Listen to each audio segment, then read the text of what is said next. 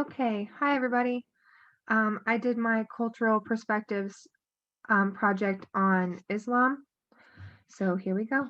This picture up here is up here on the right upper right hand corner is a picture of a typical um, Islam funeral, but I'll explain later why this picture is traditionally pretty rare. But like I said, I'll explain more later. So Muslim people believe that your existence as a person, your soul and its consciousness continues to exist after the death of your body. It's called spiritual resurrection, and it's um, and where you go and how good your life is after you have died is directly based on your conduct while on earth. Those who were super devout in their faith and stayed true to God, or Allah as they call him, or her, depends on your faith, were given passage to paradise, while those who were deemed unworthy were sent to hell. The most common belief is that once in their grave, the angel of death, Malak al-Maut, I guess my little camera here is covering my cool pictures. The angel of death, also called Archangel Azrael, would come to retrieve their soul. Sinners' souls are extracted in especially painful ways, and while the faithful or righteous souls are given mercy. And it's one of the descriptions online was that it comes away like butter. I don't know. Some believe that one who is passed is visited by two angels, Munkar and Nakir, who visit the dead in their graves and test their faith to decide where the person's soul will go. They answer questions, and if their answers are deemed worthy, then they're given judgment based on that, and they're sent to paradise. They use different names for heaven and hell. So Jannah is heaven, and then Jahannam is hell. Jannah is a place of comfort and peace. There's riches. They get to see the face of God, and Jahannam is a place of punishment and torment. This picture down here in the bottom is a depiction of the angels of the trial of the grave, Munkar and Nakir. One other belief is that rather than just you pass away and you're in your grave and these angels come and then they take you either to heaven or to hell, depending on what is decided.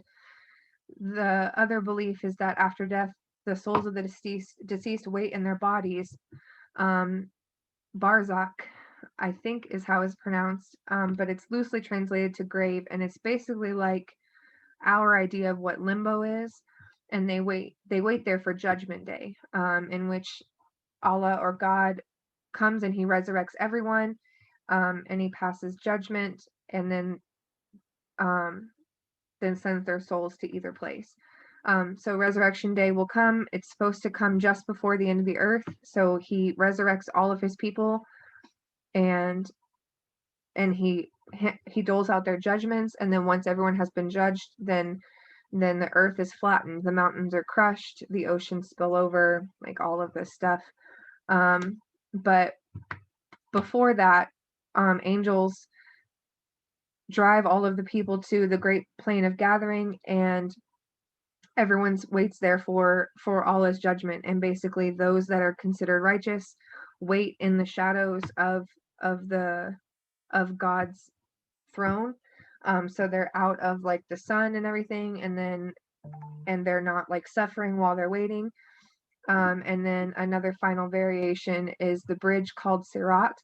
It's a bridge extending over the pits of hell, and those who believe strongly enough in Allah and his teachings and Muhammad's teachings will be able to easily cross the bridge into paradise, and those who are not as strong in their beliefs will fall into hell.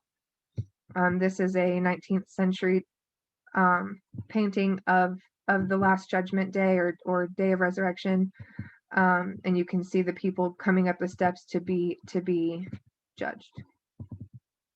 I guess I can put my camera down here in the very bottom. Okay, some details.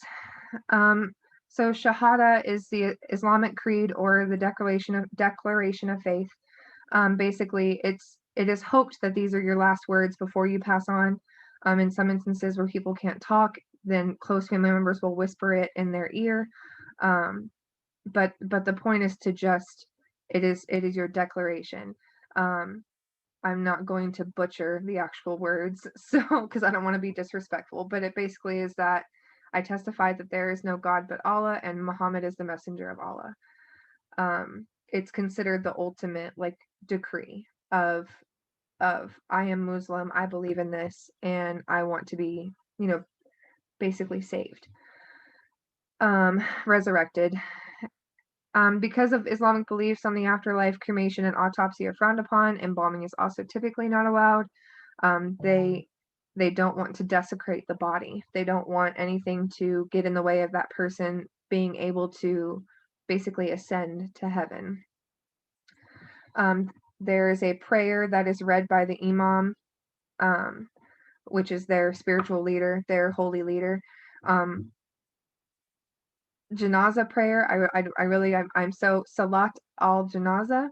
It's very important. If it's not given during the funeral, it's said that the entire community has committed a sin, like not just the imam, but like all of the people there. The whole community attends the funeral, which I thought was really cool. It's not just family and friends and people that knew the person who passed away. Muslims believe that the loss of one is a loss for the whole community. However, more traditional and strict funerals do not allow women or children or female children to attend. Suicide. Let me move this up here. Suicide is considered one of the ultimate sins for Islam, and completely disconnects one's ability to be with God in the afterlife. They believe that life is sacred and that it was a gift from God. That only God has the right to take life or to give it, and murder and euthanasia also fall under this category. Okay, some customs and rituals for their actual funeral. I can't uncover it, so I'll just move it as I go. The funeral must take place immediately after the death. Like I said, they don't do cremation or embalming. They don't wait for people to come in from out of town. It's important that the body is buried relatively soon. There's no viewing, there's no wake, there's no visitation. They do the post-death ritual of cleansing the body, which I'll explain in a minute, and then they take it to the mosque to do the funeral and the burial. There's rarely an open casket, but like I'll explain that again with the next point. Immediately after passing, the person is washed with a scented water, and their hands are placed in a prayer position, and then they are covered, and it's actually more of like a wrap, in a white cloth or shroud called a kafan, and it is super close to their body, and they're literally like wrapped in it, and then it's not really tied, but it's almost like bundled around them. A lot of the pictures and a lot of the depictions that I found were these then wrapped bodies were laid on almost like a flat square. I'm not really sure how to describe it, but it was not like a casket. It was just I cannot think of it. Can't think of a word for it, but it's just a flat thing that has places where people can hold on to it, and that's how the body is carried to the mosque for the funeral. The body and the attendees all face Mecca, which is Islam's holiest center, and that's in Saudi Arabia. The funeral is led by their holy leader called an imam. The original imam, or the original leader, was Muhammad, who was supposed to be like the prophet of God. At the funeral, expressions of grief are permitted, but they must be like quiet and respectful. So like it described it as like no tearing of your clothes, no self-injury, no sacrilegious speech, no sobbing or wailing, silently crying, like silent tears is okay. But anything else is considered disrespectful. Um, Attendees dress in modest clothing, so like for men, it's usually just a cloth shirt with trousers. And if women are in attendance for like more modern congregations, or sorry, not congregations, that's the wrong word, but for more modern communities, if they are in attendance, then they wear a full headscarf with an ankle length, shirt or skirt or dress, and they have like a high neck, long sleeves, like very, very modest. The funeral procession is silent and typically consists of men close to the deceased carrying the casket or the pier. I'm gonna kick myself later for not remembering this word. There's not a specific Islam word for it, but I can't remember the name for the kind of thing that I'm thinking of.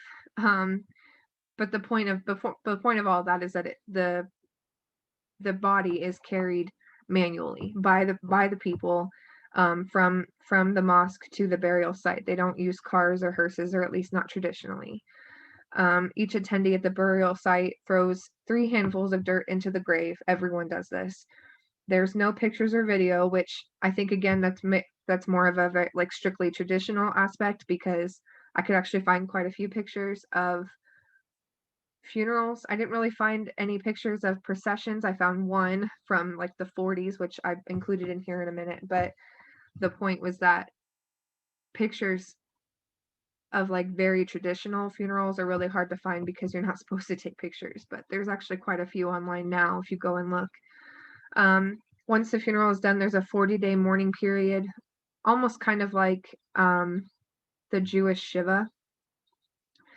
But it's even longer for some widows. Community members supply flowers, gifts, and food to the immediate family, like the widow and any children left behind. So this up here is the one picture that I found of the funeral procession. So you can see it's not really a casket, it's just almost like a table, I guess. I again can't think of the word. But the body is just covered, and then they're carrying it. This picture was from 1943. This picture over here is the traditional dress for female funeral attendees.